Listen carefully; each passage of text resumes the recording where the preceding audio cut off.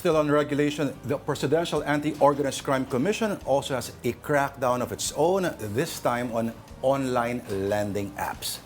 We'll be speaking to PAOK Chief Gilbert Cruz right now. Magandang hapon po, Yusek. Welcome again sa Afternoon Delight. Lord po at si Denise. Magandang hapon po, Yusek. Magandang hapon, Sir Lord and Ma'am Denise. Magandang hapon po sa inyong lahat at sa mga nakikinig ng programa natin. Okay, ngayon pa lang po nagpapasalamat kami sa inyong oras po na ilalaan para sa atin. Okay, first question, sir. Nung last week po ng June sa inyong pagpresenta, no, from 150 na complaints, bakit po kaya biglang lumobo sa 130 o 13,000 plus yung mga yung mga kasong final ng versus online lending apps? Ano po ang paliwanag kaya dito? Bakit biglang na-encourage yata lahat? Yes, actually, dito po sa sa listahan po namin sa Facebook account po namin, umaabot po sa 13,000 yung nag-complain po sa amin. And nakita po namin talagang pag binabasa po namin yung mga complaint nila, talagang maaawa ka, no, dahil yung iba talagang hindi na po nakapasok sa kanilang mga trabaho.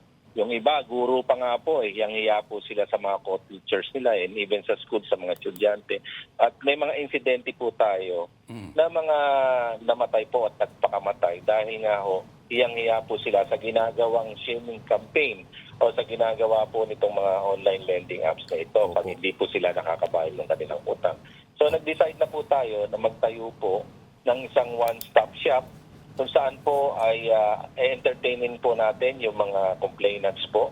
Entertainin po natin yung kanilang mga problema. Nandun na po yung mga investigador, nandun na po yung SEC, yung Securities and Exchange Commission, yung mga investigador po nila. Ganon din po yung iba't ibang agency na kasama natin dito like the DOJ. Kasi ang common problem nila, no, Sir Lord, na sila po, pag nagre-reklamo, gumagastos pa at pumupunta po, tinuturo pa kung saan-saan para ma-process yung kanila pong reklamo. So ang ginawa po natin, lahat ng kailangan nila, ilagay na lang po namin sa isang building para po doon na lang po sila. At kung sila po ay namumblema sa kanilang pamasahe, tinutulungan din po namin sila, pati po yung kung sila po ay aabutin ng gabi, sa kanilang pong pagrereklamo, kahit paano mabibigyan po natin sila ng mga pagkain at pangangailangan during that time na sila ay nagpapail ng kanilang reklamo. So, sir, kamusta na po yung crackdown po ninyo doon sa mga, sabihin natin, mga mapang-abuso na mga kumpanya? At sinabi niyo po noon na kayo po ay magka-come up ng isang listahan po ng mga bogus po ng mga online loan apps. Pati na rin po yung may mga, sabihin natin, mga derogatory records po sa SEC. Opo, tama po yan sa Sir Lord. No? Meron po tayong gagawin ganyan. At siguro in a few weeks, makakakita po kayo ng mga action po na ginagawa ng itong mga nagsama-sama pong mga ahensya para pumasok po itong problema na to. Ito, mga in the next succeeding days or weeks, may makikita po kayo mga action na gagawin namin. Yusek, balikan ko lang yung one-stop shop. Doon po sa mga gustong pumunta, again, pwede pong yung pamasahe will be covered. May pagkain din po. Kasama din po, what will happen po kaya doon sa mga iba po kasi nagko-complaint, ang kasabay po ng reklamo nila ay yung harassment na ginagawa sa kanila. What would be done po doon sa mga nangaharas po sa kanila? Ito po, Ma'am Denise, ina-account po natin yung mga lending apps, yung mga online lending apps na gumagawa niyan. May mga complainants na po tayo niyan. May mga pangalan na po tayo ng mga kumpanya na gumagawa niyan at meron na rin po tayong koordinasyon na ginawa sa SEC para malaman po natin kung sino yung mga may-ari ng kumpanya na yan. So, in a few days siguro, expose na po natin kung sino-sino yung mga yan at papailan po natin ang kaso yung mga kumpanya at yung mga tao na involved po sa ganyang harassment. Sabi niyo po, sige, go. Sige. Hindi kasi, again, kahapon din po yung announcement nga ng somebody took their own life. Marami din po bang documentation ng ganito, Yusek, yung mga ganyang kaso na umaabot po sa suicide? Meron po, hindi lang po yan yung first na nangyari yung ganyan pong suicide case. But yun nga ho, ang nakakalungkot dito, alam nyo, yung iba ho, hindi talaga nagre-reklamo dahil sa kahihiyan na rin. Ayaw na nilang lumaki yung problema. So, yung iba napipilitan talaga kahit sobra-sobra yung interest na pinatong dun sa kanilang inutang. Talagang napipilitan silang gumawa ng paraan para bayaran. Wag lang po silang ipahiya. Opo. So, yun nga yung nakakalungkot dito. Masyado na hong pinasok ng sindikato itong online lending na ito. At ito ay ginagawa na parang mafia style na ho.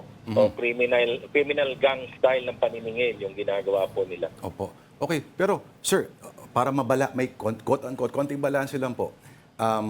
Paano naman po doon sa punto de vista nung nagpapautang? Halimbawa, kung ayaw talaga magbayad, ang sabi nila ang Pinoy daw usually tumutugon lamang sa dalawang bagay, no? Kung hindi sa physical na sakit, physical na pananakit ay sa pamamahiya. Okay. So maliban po doon sa mga posts online na sabihin natin, yun nga yung mga shame campaign, yung mga shame na nanghihiya talaga doon sa tao. Ano pa pong uri ng harassment are debtors subjected to? Unang-una ho yung lalo ngayon Sir Lord, meron ng AI. Magaling na sila mag-edit ng mga pictures kasi ang unang hinihingi nila bago po nila aprobahan yung iyong utang is iso-surrender mo yung iyong mga contacts, yung mga Facebook accounts mo, so-surrender mo yan. So, yan po yung ginagawa nilang leverage. So, yung sinasabi mo po, Sir Lord, na talagang tumutugon pag may pananakit, may pananakot. Ito, yung sa shame campaign nila, talagang doon ka bibigay dahil imagine, yung ibang inimbestigahan natin, pinost yung anak nila, sasabihin, ang ganda pala ng anak mo, Uy! siguro masarap ka marip yan, o kaya ang ganda pala ng bahay mo, na siguro mas magandang ipatokhang yung mga tao dyan. Ganun ho yung mga pananakot nilang ginagawa. Using yung mga nakuha sa yung impormasyon na sinurrender mo para po ikaw ay aprobahan yung utang mo. Medyo okay. So, sir, paano naman kunyari yung sa viewers, anong mekanismo po para ma-check ba yung complaints? Halimbawa, parang ayaw naman natin encourage yung hindi pagbabayad po ng utang. Alam natin, marami pong Pinoy na ganun po, sir. Apo, hindi po natin, Sir Lord, ini-encourage sila na huwag magbayad ng utang kasi lalo kung umutang sila sa mga legit na mga pautangan, hindi naman ho lahat yan talagang mga illegal, dapat bago sila mangutang para di naman ho sila malubog sa problema, check muna po nila kung legit po yung inuutangan nila. They can check that through verification po sa SEC.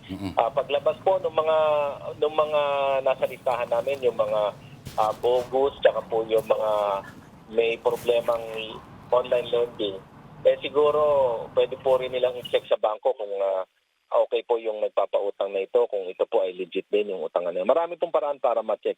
Ang problema lang talaga dito, Sir Lord, siyempre di natin masisisi yung mga nangungutang, kaya nga po nangungutang yan dahil may problema. So pag nakakita sila sa tingin nila ito yung magiging solusyon, nagiging problema pa, Sir Lord. Kaya dapat ingat po talaga at dapat mapanuri sila dun sa mga utangan nila. Tanong po si Denise, sir. Yusek, usually po ba yung mga nagme-message o nagbibigay ng mga threats katulad po nung panggagahasa at yung patokhang, yun po ba ay mga mensahe galing sa mga random numbers through the apps o ito po ba ay minsan kakilala din po nila? At kung sakaling kakilala, pwede na po ba yan idiretso mismo sa kunyari tipong barangay? Paano po ba? Ganito po yan, Ma'am Denise, yung karamihan po ng ginagamit nitong mga online lending apps na ito, mga bogus po na mga pre-registered SIM cards. Kasi nagkalat pa rin po yung mga bogus na SIM cards natin dito sa atin. Pag sinek po at inimbestigahan mo, talagang blank wall po talaga yung haharapin mo dahil unang-una yung pangalan po talagang walang ganong tao, walang ganong address, walang ganyan telepono. So, doon pa lang nahihirapan na tayo . So, kaya nga yung pag-iingat po at pagiging mapanuri, kailangan na nasa isipan mo. Hindi mo talagang papautangin ka, yun na yung solusyon sa problema mo. Baka later on yan pa rin yung makakadagdag pa pala sa problema mo. Sir, sinabi niyo rin po dati, Sir Gilbert, na ang mga marami po dito sa mga nag-ooperate nito ay mga taga-ibang bansa. Sir, maaari niyo ba kaming bigyan ng konting clue lang kung anong mga nationality po nitong mga to?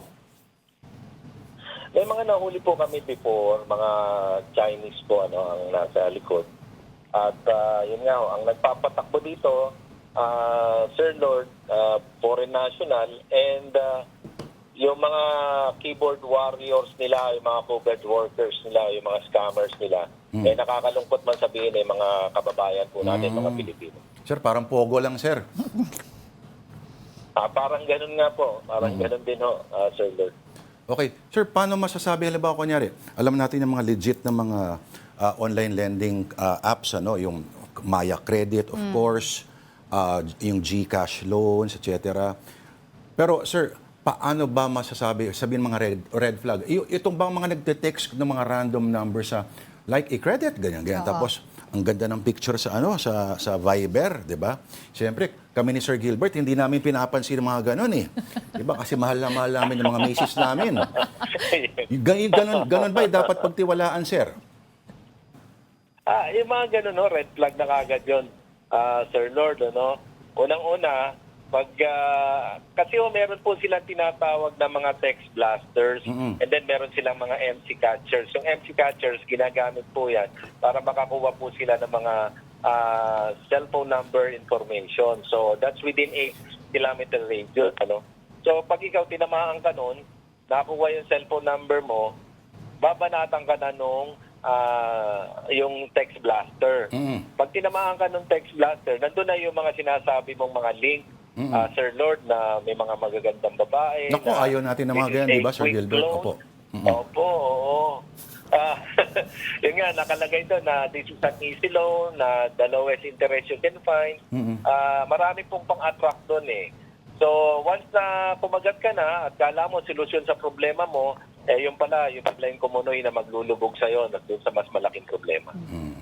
Yusek, lang ulit, paalala lang po sa ating mga viewers, ano nga po ulit yung mga pwede at hindi pwedeng gawin yung ng mga online apps kapag singilan na po, pag naniningila ng pautang? Opo, unang-una hindi ho sila pwedeng mangharas, And using yung mga information na nakuha sa'yo, number one, bawal ho talaga yan, hindi ho. Once na ang online app po ay hiningi na yung mga informasyon sa'yo, especially mga contacts mo, mga red flag na po yan. Dapat hindi ho sila papatol dyan. Tapos, yung may pababasa po sa yung napakahaba na agreement, dapat to basahin yung mabuti yun. Kasi nandun minsan nakaipit yung kailangan surrender mo yung mga contacts, kailangan surrender mo yung mga profile account mo. Tapos ang interest ganito kalaki. Kasi minsan sa kala natin, sa tuwa natin, hindi na po natin binabasa yung mga agreement na yun. Pero minsan doon ho nakatago yun. Yung mga maliliit na details po na yun, doon nakatago yun. So, dapat maingat tayo. Opo. Tapos pag sinimulan na kayong singilin, na 1 linggo pa lang ang nakakalipas, magduda na ho kayo. Kasi ang usapan po dyan, kung legal yan, at least mga 30 days, Pero itong mga to, mga 30 days, 7 days pa lang, sinisimulan ka na kung kamusta na ho kayo, paalala lang po doon sa utang nyo, ibig sabihin ho niya na mga susunod yan, harassment na. Opo. Yung mga medyo kaduda-duda na mga interest rates na parang mura naman ito. Talo pa si Sing na araw-araw willing maningil kahit lugi na siya sa gasolina. Ito ba red flag din, sir? I'm sure siguro po, Ano po kasi yan hayaan, pang-akit lang nila yung lowest interest. Pero actually sa kontrata mo kung makikita talagang maabot po ng 35% yan to 40%. So medyo dapat to talagang mapanuri talaga sila pagdating yung sa mga online lending apps na yan. Opo. Yusek, ako, last one at least for me, balikan ko lang ulit yung fine print, yung terms and conditions, yung mga ganun po. Yung mga hindi po nagbabasa at agree lang po ng agree, may habol pa rin po ba? Legally, Legally, may habol pa rin po ba yun? Hindi naman po natin masabi na kung magdidemanda po, may didemanda sila nitong mga online lending apps. Unang-una, mga illegal po naman ito kung nakapasok sila sa illegal. Siguro di naman sila habulin ito. Yun po, ginagawa lang nilang leverage talaga yan. Nasasabihin sa'yo, hindi mo ba alam na nasa agreement mo yan na ikaw ay pumirma sa ganito? Yun po ang ginagamit nilang leverage. But actually, kasama po sa senaryo nila ng pananakot doon at pangaharas. Hindi naman tinutuloy. Speak of harassment, sir, sana hindi po makadagdag Opo, ito sa parami ng mga nagbabanta po sa inyong mga tao po sa inyong commission po, sir, no? Apo. Okay lang po, trabaho lang naman to, Sir Lord. Saka siyempre nakikita naman po natin yung problema. Talagang sobrang pahirap po talaga ito. Ano? Kung makakausap nyo lang yung mga naging complainant po namin, talaga maawa po kayo sa sinasabit po ng pamilya nila. Opo. Alright. Salamat po sa pakikipag-usap po sa amin. Maraming sa inyong oras po ang PAOK Chief Undersecretary Gilbert Cruz. Thank you, sir. Thank you rin po at maraming salamat po sa lahat ng tulong ninyo sa amin.